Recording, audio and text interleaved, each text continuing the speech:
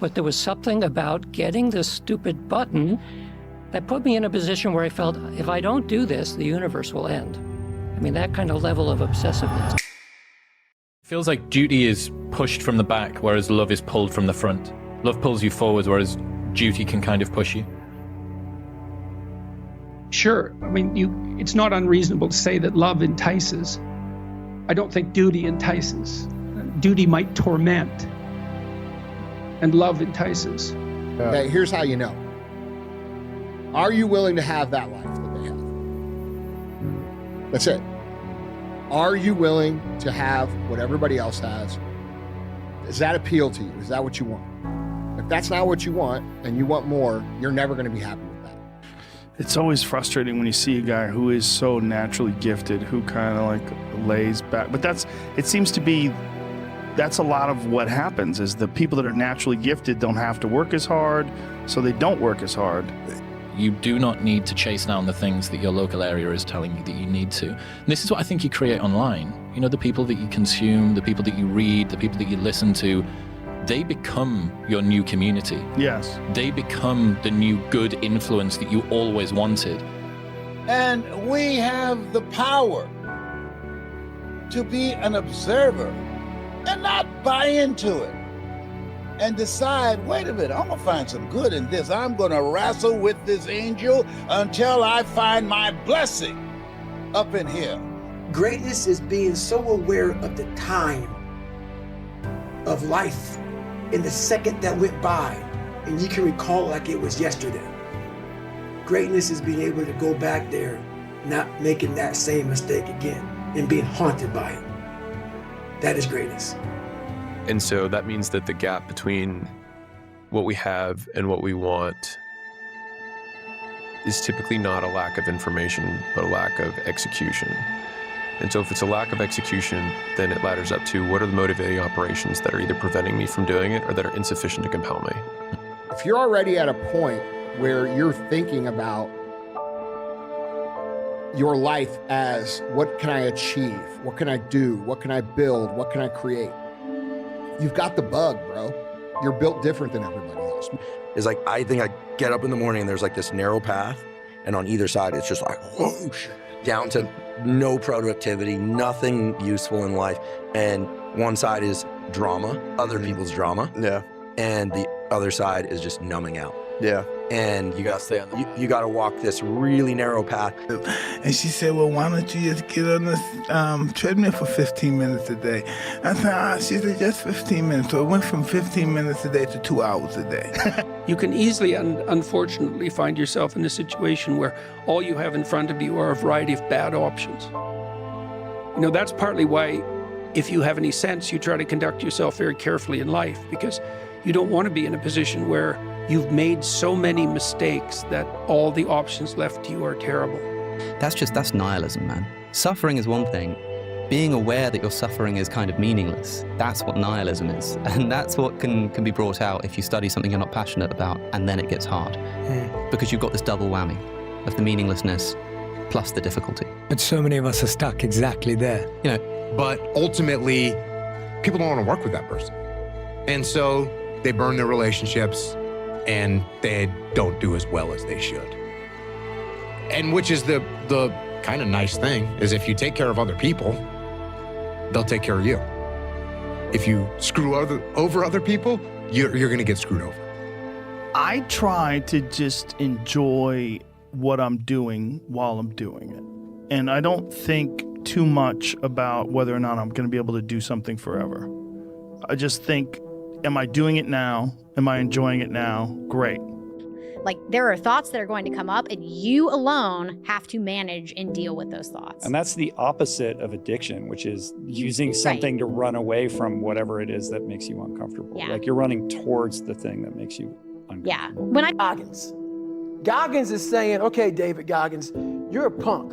Life made you this way. We can't live like this. We can't live in fear. We can't live in judgment. We can't be afraid of what the people right now are looking at me saying about me. We cannot be afraid of that.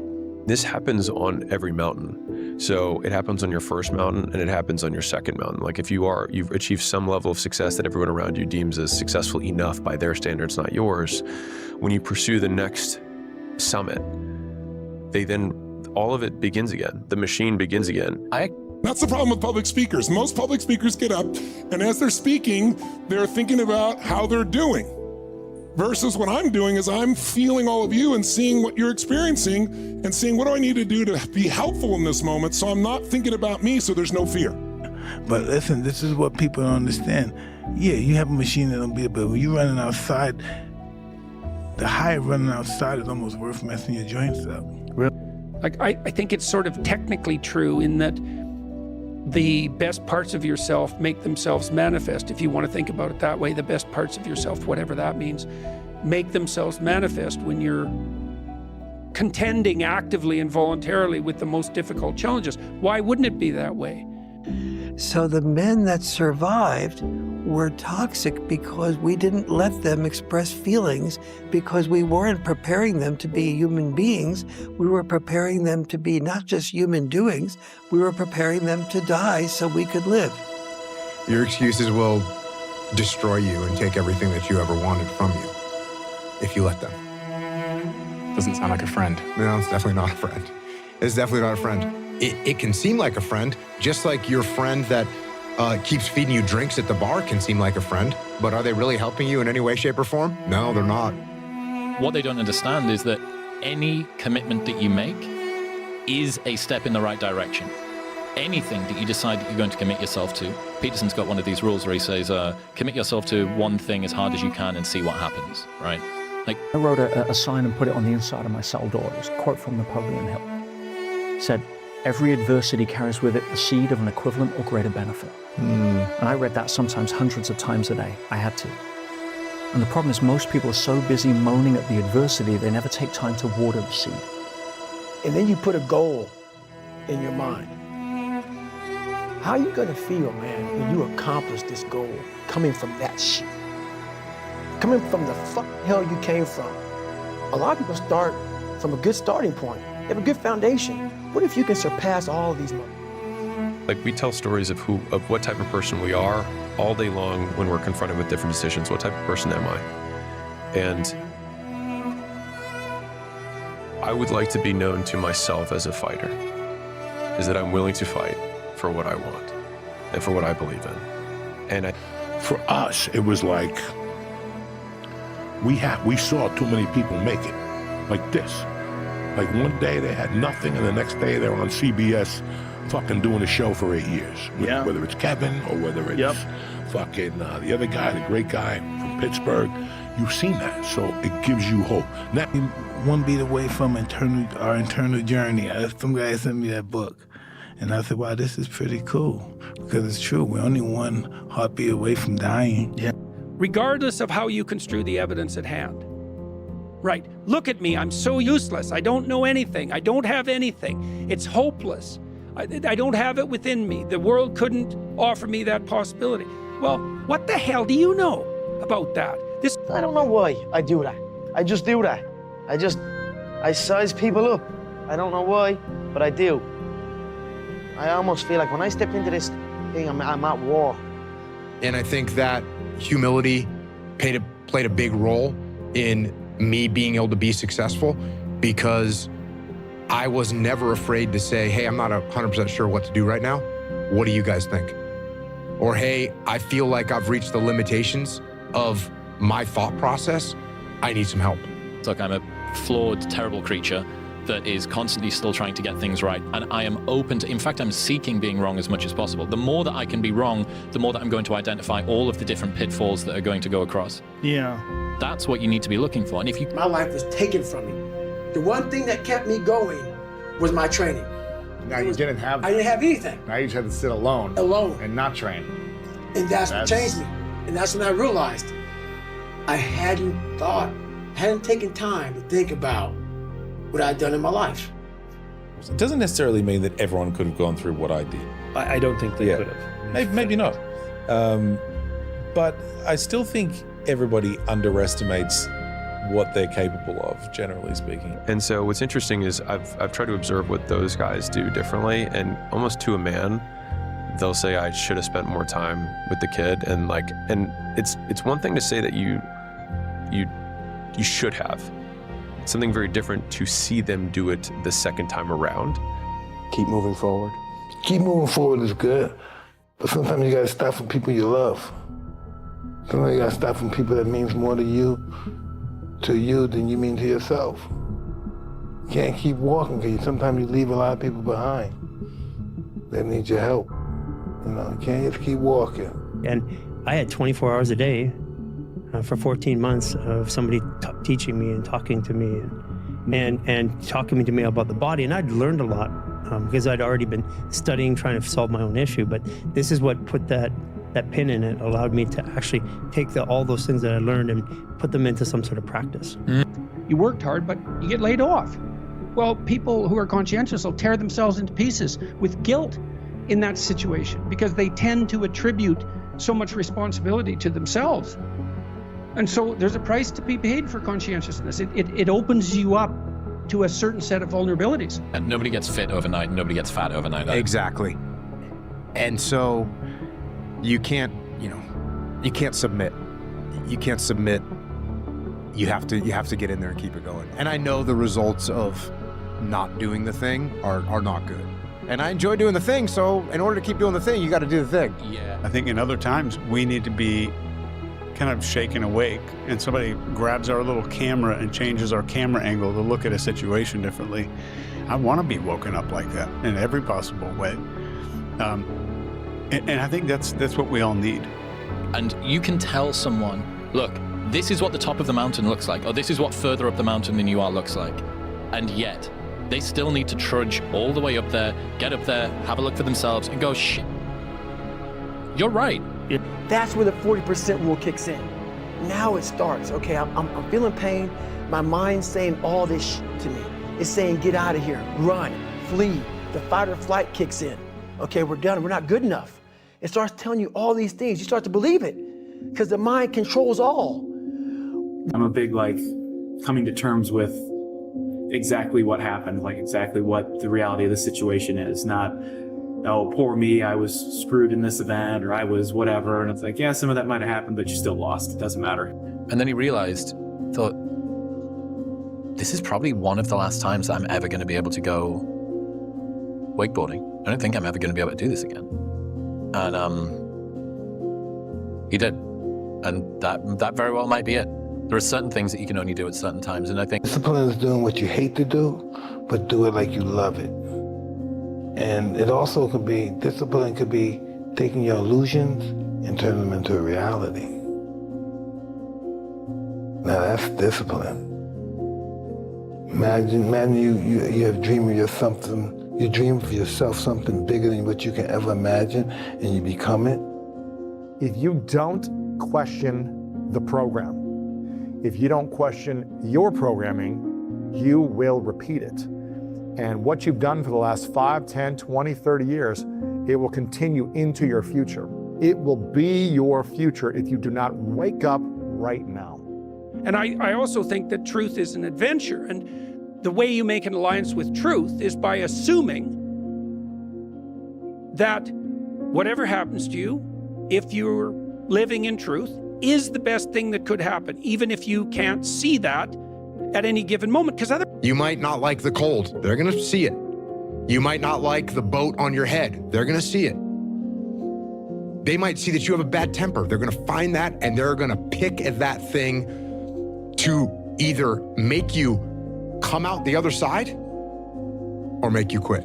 And I think that's where a lot of people think that if they finish, then they get to relax. No, if you finish, you begin to die. Right. You are literally dead. You just haven't made it official. Part of the reason why you're not successful at 40 years of age has to be you.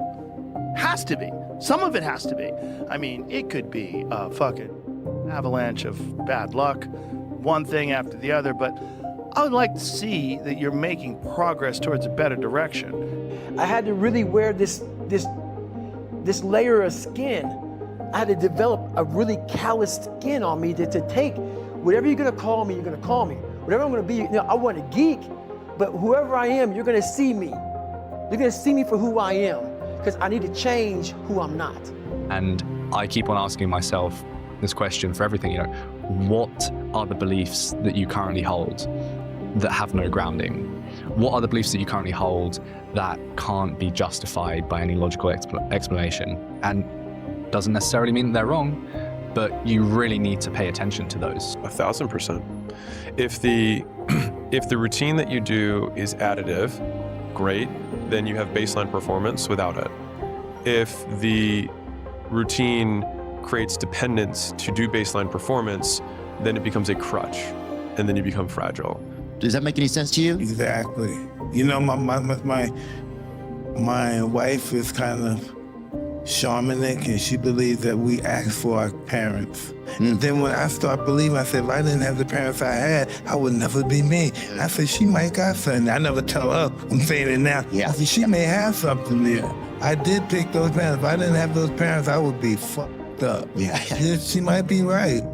The only reason you're envious is because you see someone who has something that you want. Okay, so let's think about it. Well, first of all, the fact that they have it means that in principle, you could get it. At least someone has. So that's a pretty good deal. My type of play or aim of play or way of playing hasn't changed since I came to the Premier League.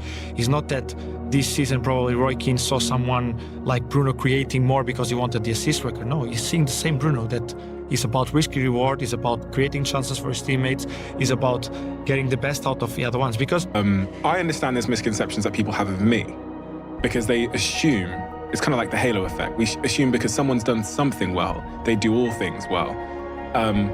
But there are so many things that I think would really liberate people and make them inspired if they could see how deficient I was in so many things in my life.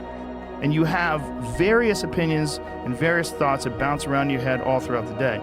But if you don't base them on absolute reality and truth and honesty, you're fucked. It's easy. If you get in that trap where you're listening to negative and you're thinking negative, it's a lot of negative, dude. Yeah. So it's like knowing that, I can go down a negative rabbit hole pretty easy.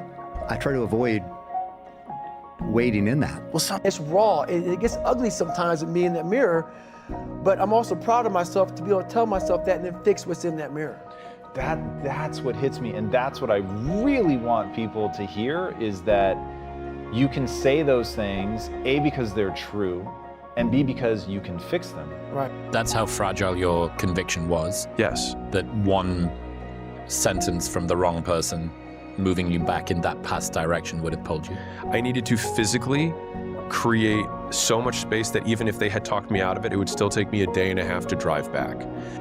And so we have a weird mental setup that people now expect to be taken care of by the state, and that's suicide. If we implode in 9 years, what are you gonna do? Yo, listen, when the light is on you, when the universe put the light on you, there's nothing stronger than a person whose time has come. Yeah. It's all about the light, man. All of us get it. You may not think the homeless man in the corner, the blind and paralyzed guy that's begging in the cup, we all get that moment of shine. We all get it. Feelings, perform, whatever it is, we all get it. I hope to be part, if they count with me, to help the club to be successful. If not, the life will continue. I will continue to my journey. I will continue to make fans happy and score goals and do it tricks and everything. And it's good. It's part of my journey. The reason Elon Musk deserves it is because with first principle thinking, he took the impossible that the smartest people in the world agreed was impossible and then made it possible. And I think recognizing that voice is there, but it's not always true. It's rarely true. Our inner voice is a tape recorder. It's a tape recorder of all the things we've heard growing up from society. And so to have awareness of that voice without immediately believing it is the most powerful tool. Yeah. So many comments, and it's true. He's never going to have the same parents Trig has. We are fundamentally changed by this, but I will be even better. And I think I almost took that as motivation of I will give him the best life I possibly can. I will be the best mom I possibly can to him. Our goal is to walk within an hour of the surgery. There's enormous amount of data showing that if you get up and walk on your joint replacement, immediately your confidence goes through the roof of trusting the joint. You can play the game, be sort of relaxed about it. And so that's, the ultimate thing is you're never a failure. In fact, you're rendering this whole game right now. You're the author, not the failure. And I really believe that a mother's love can be the greatest shield to all of the challenges, stresses, pains, and pressures that a kid can go through growing up. The responsibility of that park thriving is on me. I need to sell the tickets. I need to keep the trust that I have with this audience. That's on me. That's not anybody else's problem. I'll do it. That's what I feel has been bestowed upon me. I'm just doing what I feel I'm being asked to do, called to do. And when it comes to eating a burger, trust me, I want to eat a burger all the time. And I have to remind myself, but I know how it's going to feel after. And so it's almost like you've got to connect your brain to the after feeling. Absolutely. Because the after feeling is so much more what you have to live with, because the feeling before kind of comes and goes. The reason that you have certain big ideas and dreams in your head is because God put them there for a reason. God wouldn't put these big ideas, these big dreams, these big notions in your head that keep you up at night because you're so excited about this vision of what your life can look like if you weren't meant to achieve them. When I wake up, how I woke up was intentional. Not on the phone. Not on the phone. And I'm breathing things. I'm letting, that inner wisdom just kind of flow me through the day. You know what I mean? I'm on track. When it's like that, it's hard to surprise me because I've been paying attention to everything. But the point is, you're relying now on the device to do all the thinking for you. Yeah. And you're not absorbing much of that information. You're not absorbing it the same way. Two things. First of all, be grateful for what you have. Because as bad as you got it right now, and let's face it, it gets pretty rough out here. But if you look at your situation, you compare it with other people in the world without basic food, without basic shelter, without health needs, not to mention being under the threat of real violence, like random bombs from the sky, or drones, or mortars, or artillery, just randomly hitting you. That's a pretty rough way to live. So what's important is what I want and how to get it. And this self-obsession, while packaged in a way that makes us feel like pursuing it is going to purchase the happiness, the real thing that we want, the meaning, the satisfaction, the sense of our lives holding meaning. All of this self-obsession is actually antagonizing that goal, the real goal, finding true meaning and lasting happiness and satisfaction. And I slowly realized that the ones who were the most virtuous, the ones who were the best at the things that actually mattered, they were Christians. And their faith motivated not an obsession with getting ahead, but an obsession with treating people well, or an obsession with developing the strength of character that mattered so that you could withstand very tough circumstances. And there's these people that have waited their whole lives, worked their whole lives for this time, this moment in their life, where finally they're going to enjoy their life. And they arrive there physically incapable of doing so.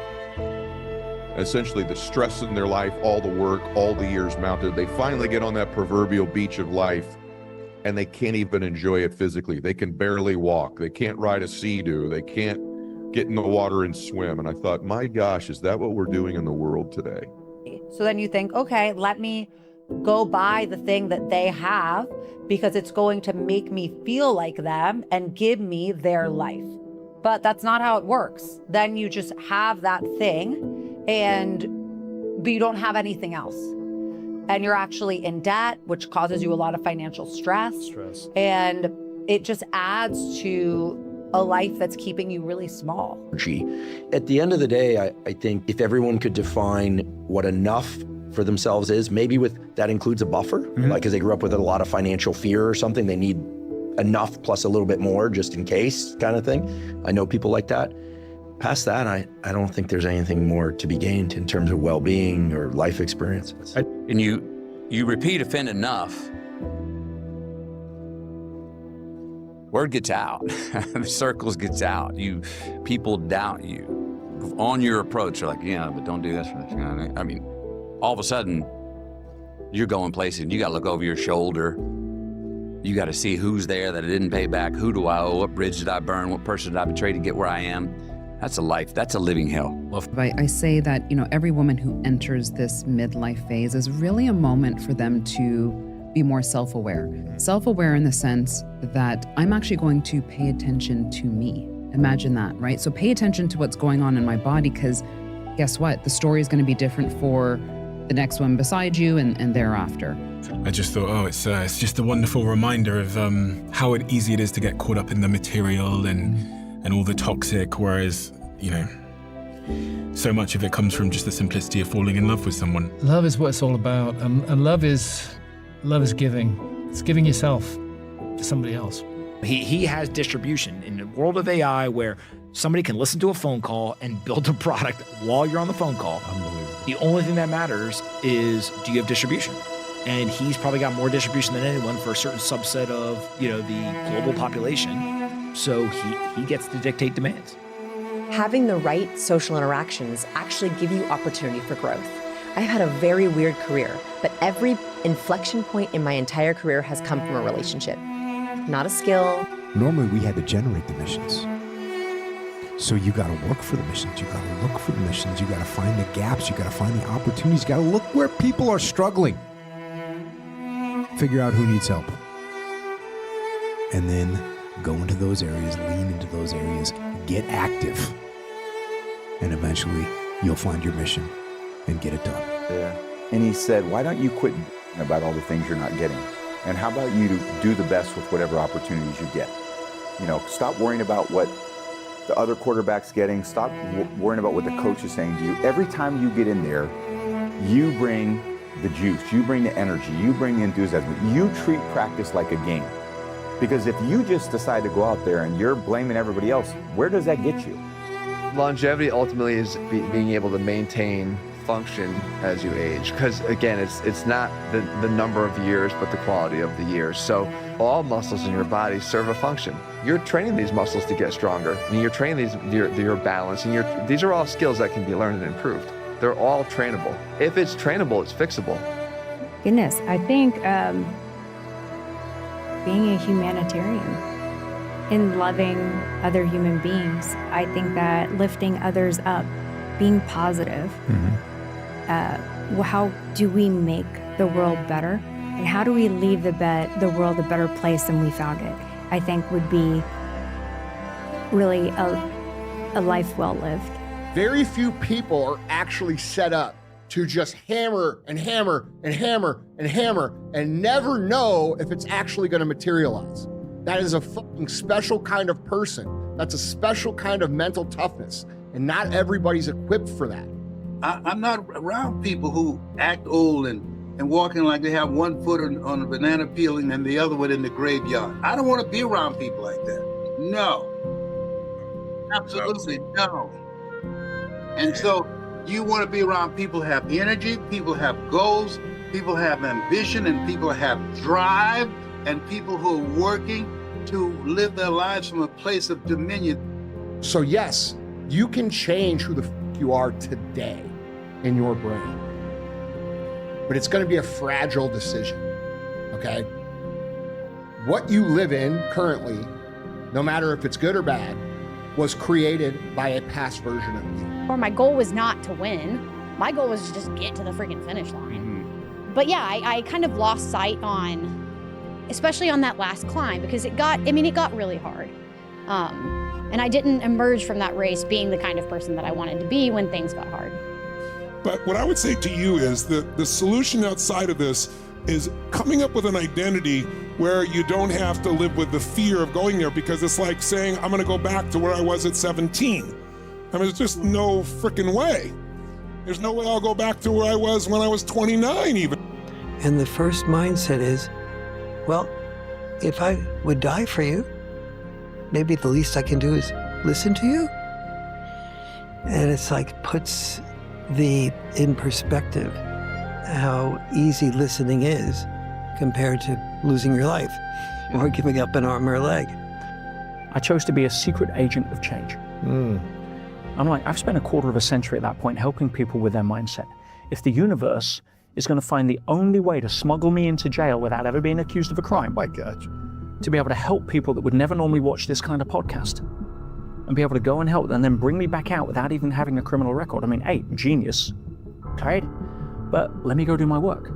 And the thing is, he relishes this kind of combat so much that in the beginning, he lost some fights that he could have won if he tempered it. And then he did. So, and then when he went on this like legendary run, started beating everybody, it's really because he controlled the violence a little bit more. He controlled the chaos. But for me, I dwelled on it. What way should I have moved there? He done this, maybe if I had done that, I would have turned out better. You know, those type of things occupied my mind. So it begun to build in my mind that this is what I wanted to become really good at this. I wanted to be able to defend myself in any situation, any movement, any scenario. You impact a child's life. And I think every time, if I had that when I was 13, when I went into physical trauma, then what would my life be like today? This is almost like a way that you can micro-release trauma on a daily basis so it doesn't become cumulative. That's what happens. And we went through like 10 different metrics, but at the end of the day, I think what gets you on the leaderboard is, were you an upward force on most people's lives that you encountered? Did you leave people better than you found them? That's about it. That's about it. Most people treat value adding to people as a responsibility rather than an expectation. I don't add value to you to get a good feeling. I add value to you because I want to see results. There is a leadership perspective to adding value, that not a feel-good perspective, not a people-pleasing perspective. I don't add value to you for it to be popular. I add value to you for it to be effective. The whole taking the spot thing is so stupid because everybody's on their own little journey. And you could look at it in terms of, I'm going to take that guy's spot, and maybe that's your motivation. And that's cool and all that, but there's a negative attached to that motivation. If you don't have an actual personal beef with someone and you hate them just because they're in a position that you wish you are, you're wasting energy. I know. It's just, thoughts are very all-consuming when they're loud, and they're very believable. And that's why the practice of awareness is everything, because we're going to believe the fearful thoughts way more than the loving thoughts in our mind. When you lose your child, you really don't care about anything else besides doing your best to get through it. And there's not even a through it. You don't get through it. Doing your best to move forward, I guess. Any setback, I take it very personally. I get upset. But on my deathbed, I'll look back and go, that wasn't me. Yeah. That was part of the game. Yeah. And I think that that's like just a life moment to look at with everything that you're doing, by the way, with like where you're spending your time, what you're doing for your career. If you're not loving it and you're not feeling a way that you want to feel, like you visualize when you wake up in the morning, then what's the point? You know? You don't want to be swimming like a goldfish in a tiny little bowl. You want to think more broadly, and you want to start to consider how you're investing in behaviors and decisions that are actually going to drive your life in the direction that you want, so that you don't feel despairing, that you don't feel alone, and that you don't feel like your life is lacking meaning and purpose. So if you have a ritual that you do every day on your commute home, or when you get home, or before you leave the office, to help you transition your mindset from the mindset of the work battlefield to the home life, that will help your brain. That ritual should include repetitive steps and as many of the senses as possible. Is it when you accept the challenge, that is when you were big man in this drive? It was not about the win or the lose. you accept the challenge, and then you wrestle Michelle, who's not only champion of this village, but of this village and 3 village back. And you handled Michelle. Handled was the word. One loses, handled. And he said his grandfather, very successful business guy in their community in Detroit, told him, no matter where you live, always be a leader, always protect your own, always raise standards. They see these opportunities of hardship as times to get ahead, understanding that everybody else is quitting when these times come. So they actually get excited when these things start to punch them, when these bad things start to happen. They say, yeah, fuck that, bring that shit on, bro, you ain't breaking me. And that's the mentality difference. But when the hammer drops, when you lose your job, when the hammer drops, and you in a marriage that goes south, the hammer drops and your kids go crazy on you, or you get sick, you have to have a what-if strategy. What if you lost your job or got sick? How long would it be before it affects the quality of your life? Like, what are you actually after? And it can't be what you think everybody wants you to say. Like, it's got to be the real. What do you really want? It's too lazy to just say, oh, they transferred their addiction. I think that fundamentally, addicts are seekers, and they're seeking answers to very uncomfortable and difficult questions, and they end up doing it in very unhealthy ways and bottom out, but they're still seekers. But why are they committing suicide? Because they recognize that they have unbecome a human being. They have just become a human doing. The martial arts life will give you a discipline, will give you dedication, will give you a drive that you won't get nowhere else. So whatever these kids that come in at that size with their parents, whatever they decide to do, whether they decide to conquer the martial arts world, the fighting game, or whether they want to go and conquer the business world, whatever they decide to do, training for combat sport, training martial arts will give them that confidence to go and excel in anything. So people can criticize about it all they want, but the results speak for themselves. And see, people have finish lines. Okay. What people don't understand is, if I have a finish line, when you cross it, you're finished. What part of that excites you? What part of it excites you when you can walk into somebody's life and say, it's over? There are a lot of people that are already dead that just haven't made it official. I just sit there and then watch myself. And just watch myself saying, I don't want to do this. I've got things that are much more important to do than this. So I just watch that.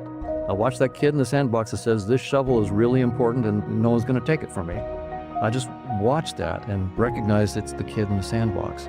We seem to be suffering from a fatal case of self-optimization obsession. Everywhere you look, you see it. They enhance games, looks maxing, your morning protocol. We are in this cycle of surface level gratification maxing. And what we should be doing is fulfillment maxing.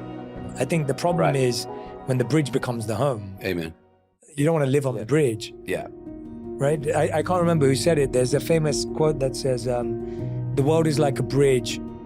Don't build your house on it, cross over it. That, I don't know who said it, but it's that idea of, I think all of these platforms and apps and tools, they're all bridges. Yeah. But don't live there. The people who face the hardest hardships, they don't have a choice but to accept it. There's no therapy to regrow your legs yet. Yeah. So it is what the fuck it is. Okay? Like, you don't have legs now. Now what? Sometimes in life you will be faced with a series of God-ordained opportunities, brilliantly disguised as problems and challenges. A God-ordained opportunity to discover who you are, to discover what you are made of. You were born for greatness. Greatness is your birthright. There's nothing that can stop you, dude. Like, there's nothing that can stop someone who has built themselves into somebody that cannot be broken. You can't stop them. You can't stop them. It doesn't matter what storm comes their way. It doesn't matter what tragedy comes their way. It doesn't matter what hardship comes their way. They will continue to wake up and they will do what they can. They will control what they can, and eventually they will overcome. It's as if your lifespan was was incorrect. You were supposed to be done at 65 with life. No, I think we graduate and look for new things and things to anticipate beyond a work anniversary or beyond a work deadline. Everything needs to be building in your life to live and leave a legacy that will impact beyond you. I love that. I sleep well. The food tastes a little better to me that night. That cocktail, that Pantalones on Ice tastes better that night. I'm actually, I think, have more time and I'm a better father to my kids, the conversations, and I'm more present when I have that sense of accomplishment through the day.